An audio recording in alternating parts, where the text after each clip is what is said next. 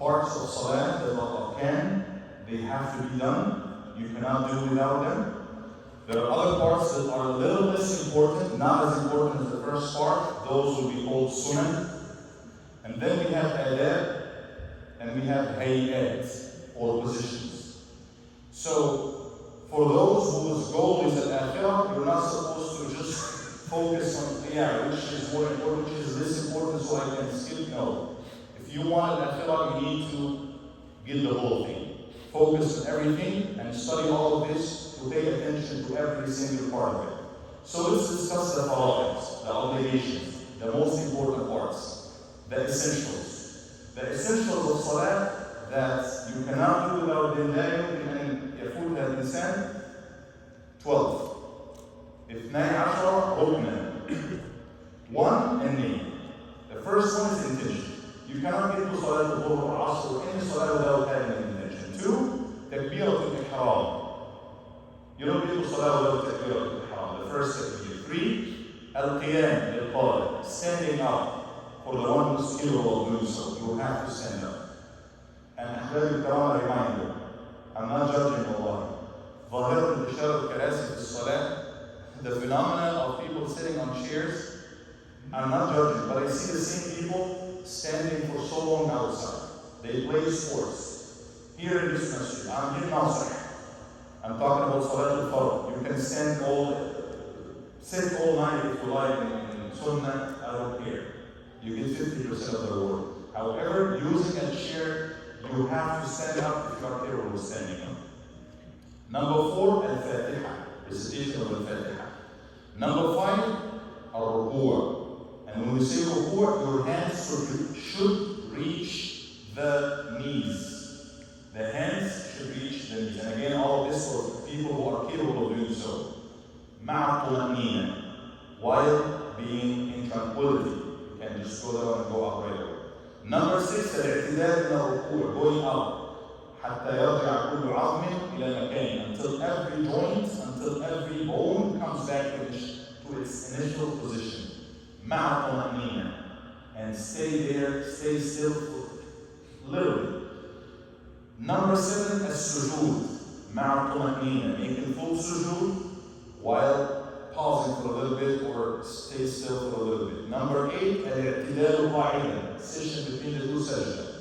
Again, in such a way that all the joints are in that position. Number 9, الجلوس الأخير للتشهد, the final session for tashahhud. The final session for tashahhud. Number 10, التشهد الأخير, saying التحيات لله, the final tashahhud. That's obligatory. Number 11, الصلاة على النبي صلى الله عليه وسلم بعد التشهد الأخير, saying اللهم صل على محمد وعلى آل محمد. This is not tashahhud, it's الصلاة على النبي صلى الله عليه وسلم. After the last tashahhud is obligatory, من الأركان. Number 12, the first salam, saying Assalamu alaikum, the first one only. This is obligatory. These are the obligations of salah. You cannot skip or miss any of them. ما عدا ذلك إما سنة وإما هيئة وإما بعض وإما. Anything beyond this is either sunnah. Sunnah, when we speak fiqh, the rules, jurisprudence, that means you may do, you may not do, or there is something that can fix it. If it's skipped, it doesn't mean the whole thing is wrong. So sunnah, when we talk about sunnah, very quickly we are going to classify tonight. Those will come into two categories. The first category is sunnah af'al, actions. Actions. And those will be 4 actions. So from the actions, 4 are sunnah, not obligatory, sunnah. رفع اليدين عند تكبيرة الإحرام. يسمى تكبيرة الإحرام is saying Allahu Akbar, obligatory. But raising the hands, this is sunnah. So if somebody says Allahu Akbar without raising the hands, he did the obligatory, but he missed the sunnah. So raising the hands in this position, raising the hands as you move to the ruku', that's 2. Raising the hand as you go up from ruku', الرفع بعد الرفع من الركوع. And the final one, the 4th one of the actions that are sunnah, الجلسة أو الجلسة التشهد الأول, sitting for the first tashahhud. Sitting for the last one is obligatory as discussed. So 4 actions are sunnah we discussed. Now we have the positions as we are doing those sunnah, those will be called hayat. Hayat tabi'a hadhihi sunnah. These are postures or positions or ways as you are making those sunnah, that will be called hayat. So when we say, for example, raising the hands, sunnah. How far do we raise the hand? Should the fingers be spread or together? All of these are extra. Hayat. A little less than the sunnah. When we say sitting for a tashahhud, sitting in iftirash or tawarruk, as I explained last time with the foot standing for, that is hayat. The sunnah is to sit there. How do we sit? This is extra, this is hayat. Al-itraq, hayatul qiyam, we're standing up, looking down, not turning around. This is sunnah. Standing is fard, but turning around, all of this is hayat, the hadi al-sunnah. The second category of the sunnah will be sunnah al-aqwal. So we see sunnah from the actions, we discuss those. Sunnah fi qawliya. Things that we say in salat are sunnah. Number one, dua al-istiftah. After we say Allahu Akbar, the dua, the prayer, the du'ud, the dhikr that we say subhanaka Allahumma wa bihamdika wa tabarak ismuka, or any other dua, this is sunnah qawliya. A'udhu billahi min ash-shaytan ar-rajim. Sunnah. Ameen at the end of Al-Fatiha, Sunnah Mu'akkad, very confirmed Sunnah. Qira'at al-Surah, reading the extra Surah after Surah Al-Fatiha, in the first rak'ah or the second rak'ah, Sunnah, extra. Takbirat al-Intiqal, saying Allahu Akbar as you move to ruku' and out from ruku' to sujood, all these takbirat of movement from one position to the other, all of them are Sunnah. الذكر في الركوع وفي السجود وفي الاعتدال وفيما بين الاعتدال من القيام من الركوع ومن السجود. Whatever it says that we say one to the Subhana Rabbiyal Azim, Subhana Rabbiyal A'la, or Sami Allah, all of these are sunnah, adhkar. At-tashahhud al-awwal, not decision is sunnah, action. But what you say in there is sunnah as well. As-salatu fiha ala Nabi sallallahu alayhi wa sallam, you say Allahumma salli ala Muhammad, in the first tashahhud is sunnah as well. Number 8, ad-du'a fi akhir al-tashahhud al-akhir, saying dua at the end of the last tashahhud before salam, this is sunnah. And number 9 is Assalamu alaikum wa rahmatullah, the second one, the takbir al-thani. This is the list of the sunnah of the adhkar. All of these are not at the same level. Some sunnah take more priority over the others, are more important than others. 4 of these sunnahs تجبر بالسجود السهو. You have to make sujood al-sahw for them. As far as the actions, only one action, which is a jalsa al tashahhud.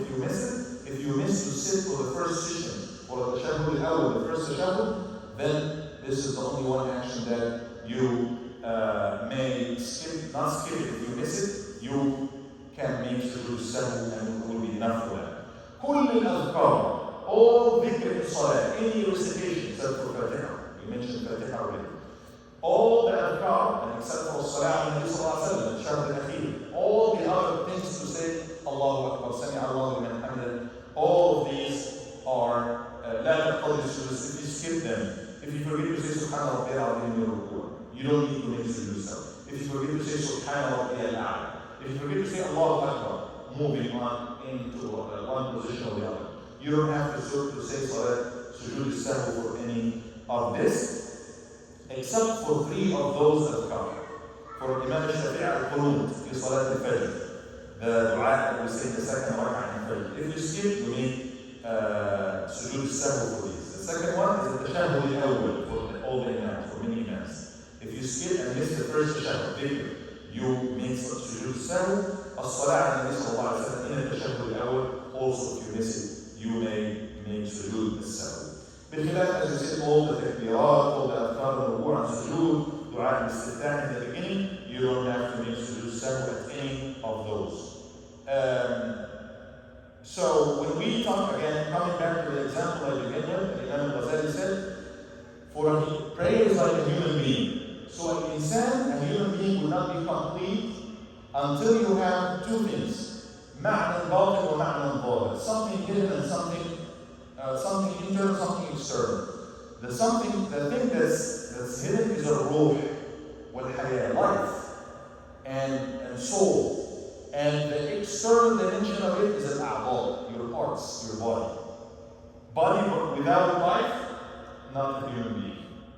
Life without a body, not a human being. It's just a ruh, or it's just a body. You have to have both of them.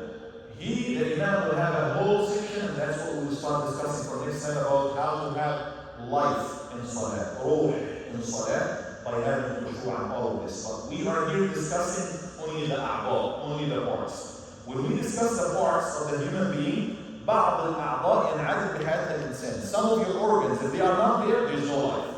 القلب, الدماغ, الكبد, your liver, your brain, your heart, if those are not there, there is no life. There is no human being. So they are as essential as you can imagine for the existence of the insan. وبعضها, the second category of these parts of the human being, لا تكون بها الحياة. The human being still exists if those are missing. But the meaning of life, one of the maqasid al-hayah, one of the objectives of life, is missing. Like somebody without an eye cannot see. This is one of the most important objectives of life, to be able to see. Our lisan, able to speak, our yad, our religion, those are very important. But if they are not there, human beings still alive. Not like the brain, not like the heart. So this is the second category, very important, but not as important as the first one. Third category, those parts that if they are missing, life is not missing, and the objectives of life are not missing, but they will add some husn, some beauty to the person. Like the eyebrows, the eyelashes. If those are not there, nothing really essential is there. It's just like not as beautiful as if you have them. And then the fourth category is those that if they are there, it will make it extra beautiful. Like you have eyebrows, but they are, if you have them round, you have different parts. So if you have all the parts in proportion with one another, that will add an extra beauty. So those are 4 levels where the top one is very essential for the very existence of the human being, and the very bottom one is good for extra beauty of the human being. All of them make the existence of the human being, and think about all the ibadah is like that. Salah is an example. What is the ruh of Salah? What is the life of Salah? Is it the qiyam? Is it the sujood? Is it the standing? What is it? You tell me now. خشوع نية خشوع حضور القلب, presence of the heart, ikhlas, sincerity. All of this is the whole. If somebody, they don't have ikhlas, they don't have khushu', they're just standing up and making it perfect, like this, doesn't count. It wouldn't count. It would count. You wouldn't ask him to repeat it, but for Allah, it doesn't have life. If somebody doesn't have niyyah or has bad niyyah or no ikhlas, so the ruh for salah is al-khushu', to be, humble in your salah, النية, حضور القلب, ikhlas, sincerity, all of that. الركوع والسجود والقيام, making ruku', making sujood, standing up in salah. What do you think those are like in the body? Those are like the very important parts of the body, essentials, like the heart, the brain, the heart, all of these essential parts. If there's no ruku', there's no salah. One important organ or part in this case is missing. The third category is like a sunan, raising the hand, saying dua istiftah. If they are not there, it's not like you missed the salah is there and it's okay, but it's not as beautiful. Something to add to the beauty of salah is missing, and then the extra parts, what's beyond the sunan, as we explained the ayat about, that will add to the extra beauty of salah, like مكملات الأذكار, saying the different kinds of أذكار and so on. Al-Imam al-Ghazali said something beautiful and concluding. قال الصلاة تحفة وقربة يتقرب بها العبد إلى ربه. Your salah is like a gift, a special gift. Think of somebody you're going to pick up a gift for somebody that's important to you. You don't just go and pick anything. You pick a gift that's good, beautiful, right? So that's, you decide what you want to do with your salah. Because he said your salah is going to be presented to Allah. Your gift is going to be offered to Allah. You look at your salah. Qul Allah. And it will be presented first thing to you. أول ما يحاسب العبد من صلاته من عمل يوم الصلاة. The first of your actions that it will be submitted to you is salah. So choose the gift that you want to present to Allah subhanahu wa ta'ala. قال ولا ينبغي أن يكون حظك من ممارسة الفقه أن يتميز لك السنة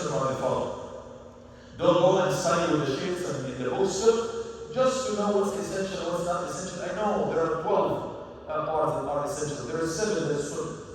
This shouldn't be the goal. The goal should be to know how to do salat better. قال فلا يعلم بفهمك من أوصاف السنة إلا أنه يجوز تركها فتتركها.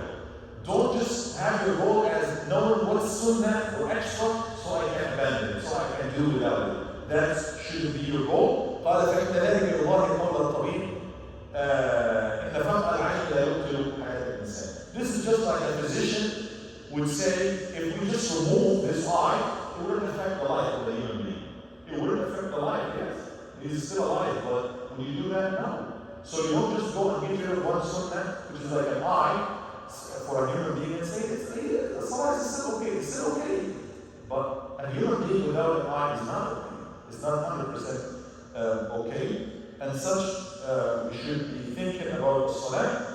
هكذا ينبغي أن تفهم مراتب السنن وهكذا. فكل صلاة, this is the last sentence, every صلاة لم يتم الإنسان ركوعها ولا سجودها that you do not fulfill and complete the ركوع and السجود به تكون لك الفصل الأول يوم القيامة. It will be a foe for you in the day of judgment. It will be an opponent for you in the day of judgment. تقول ضيعك الله كما ضيعتني. It will say, may Allah waste you as you wasted me. So let's think of our salah, inshallah, as this kind of gift that we pay attention to every single part of it, the very content of the gift, but not only the very, very content of the gift, what's inside, even the box, even the wrapping, the card that we put in there, the color, and we might, put some spray, some, stuff, and put some sparkly things. We take care of every aspect of it because it's like Ushra. It's like a gift I'm giving it to my son, to my daughter, to my beloved person, to my friend. So this is a gift you're giving for. We are giving for Allah subhanahu wa ta'ala. Let's pay attention to every single part. وصلى الله وسلم وبارك على سيدنا محمد وآله وصحبه